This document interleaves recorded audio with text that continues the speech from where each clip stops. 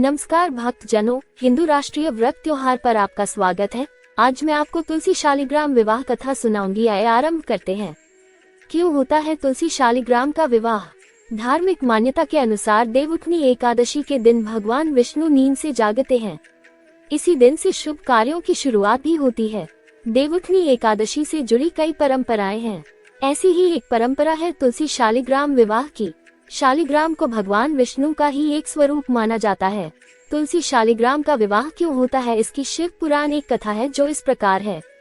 तुलसी शालिग्राम विवाह कथा। शिव महापुराण के अनुसार पुरातन समय में दैत्यों का राजा दंभ था।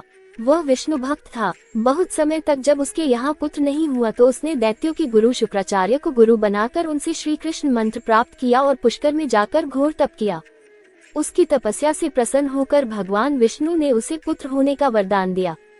भगवान विष्णु के वरदान स्वरूप दंभ के यहाँ पुत्र का जन्म हुआ। वास्तव में वह श्री कृष्ण के पार्षदों का अग्रणी सुदामा नामक गोप था, जिसे राधा जी ने असुर योनि में जन्म लेने का श्राप दे दिया था। इसका नाम शंखचूड़ रखा गया। जब शंखचूड़ बड़ा हुआ तो उसने पुष्कर में जाकर ब्रह्मा जी को प्रसन्न करने के लिए घोर तपस्या की।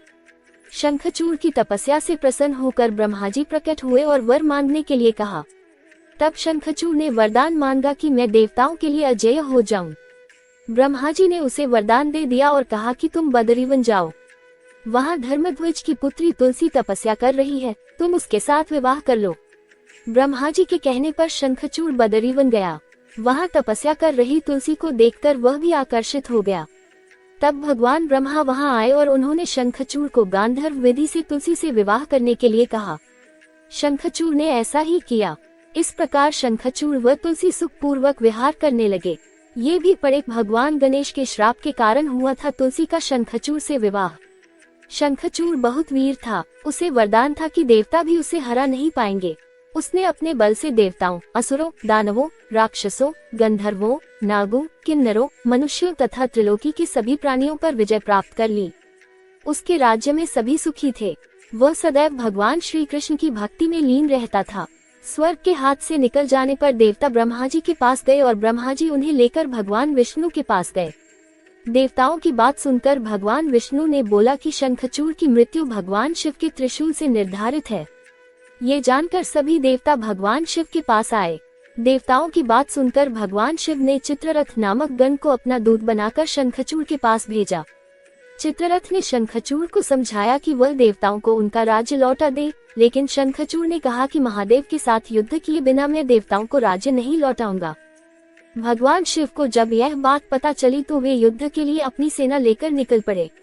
शंखचूड़ भी युद्ध के लिए तैयार होकर रणभूमि में आ गया। देखते ही देखते देवता व दानवों में घमासान युद्ध होने लगा। वरदान के कारण शंखचूड़ को देवता हरा नहीं पा रहे थे। शंखचूड़ और देवताओं का युद्ध सैकड़ों सालों तक चलता रहा।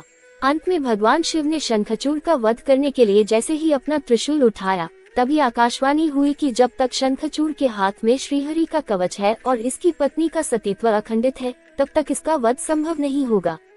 आकाशवाणी सुनकर भगवान विष्णु वृद्ध ब्राह्मण का रूप धारण कर शंखचूड़ के पास गए और उससे श्रीहरि कवच दान में मांग लिया। शंखचूड़ ने वह कवच बिना किसी संकोच के दान कर दिया। इसके बाद भगवान विष्णु शंखचूड़ का रूप बनाकर तुलसी के पास गए। वहां जाकर शंखचूड़ रूपी भगवान विष्णु ने तुलसी के महल के द्वार पर जाकर अपनी विजय होने की सूचना दी। ये सुनकर तुलसी बहुत प्रसन्न हुई और पति रूप में आए भगवान का पूजन किया व रमन किया। तुलसी का सतीत्व भंग होते ही भगवान शिव ने युद्ध में अपने त्रिशूल से शंखचूड़ का वध कर दिया। कुछ समय बाद तुलसी को ज्ञात हुआ कि यह मेरे स्वामी नहीं है। तब भगवान अपने मूल स्वरूप में आ गए। अपने साथ छल हुआ जानकर शंखचूड़ की पत्नी रोने लगी। उसने कहा, आज आपने छलपूर्वक मेरा धर्म नष्ट किया है और मेरे स्वामी को मार डाला। आप अवश्य ही पाषाण हृदय है, अतः आप मेरे श्राप से अब पाषाण पत्थर होकर पृथ्वी पर रहें। तब भगवान विष्णु ने कहा, देवी, तुम मेरे लिए भारतवर्ष में रहकर बहुत दिनों तक तपस्या कर चुकी हो।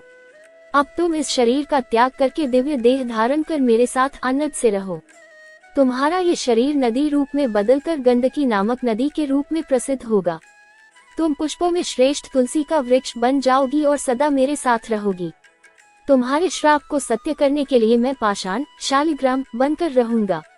गंडकी नदी के तट पर मेरा वास होगा। नदी में रहने वाले करोड़ों कीड़े अपने तीखे दांतों से काट काट कर उस पाषाण में मेरे चक्र का चिन्ह बनाएंगे।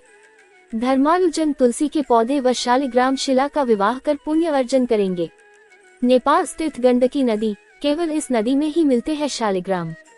परंपरा अनुसार देव प्रबोधिनी एकादशी के दिन भगवान शालिग्राम व तुलसी का विवाह संपन्न कर मांगलिक कार्यों का प्रारंभ किया जाता है। मान्यता है कि तुलसी